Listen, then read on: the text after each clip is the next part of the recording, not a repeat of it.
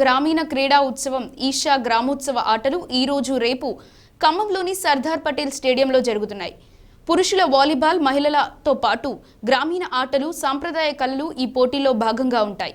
ఖమ్మం పరిసర గ్రామాల నుండి ఇప్పటికే 60 త్రోబాల్, 25 వాలీబాల్ జట్లు రిజిస్టర్ చేసుకున్నాయి. గెలిచిన మొదటి 4 జట్లకు నగదు బహుమతులు అందజేయనున్నారు.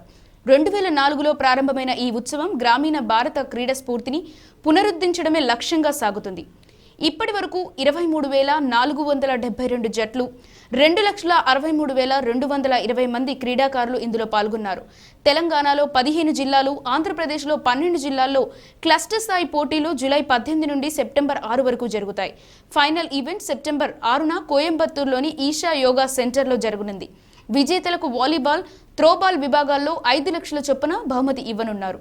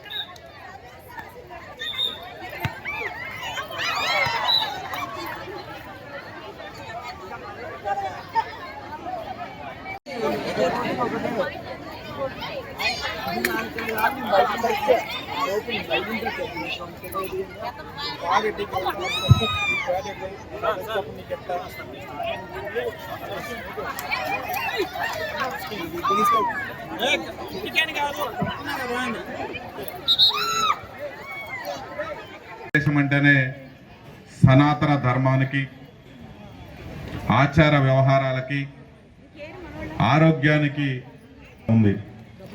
పళ్ళులు అంతా కలిసి చీల పళ్ళు అన్ని పనులు చేసుకుంటూ ఒత్తిడిలో ఉన్న సందర్భం నుంచి మాతృమూర్తులందరూ కూడా కలిసికట్టుగా అందరూ ఒక దగ్గరకు చేరి ఈ ఆట ధన్యవాదాలు తెలుపుకుందాం.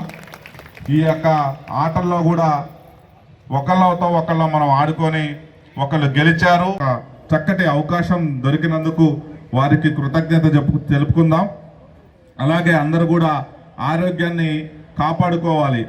ఒక మాతృమూర్తి కుటుంబాన్ని సక్రమంగా నడిపిస్తే ఆ కుటుంబంతో పాటు సమాజానికి, దేశ హితవుకు కూడా ఉపయోగపడుతుంది. కాబట్టి మన సనాతన ధర్మం నుంచి కూడా నారీ శక్తి మాతృమూర్తికి అందరూ కూడా వందనం తెలుపుతారు.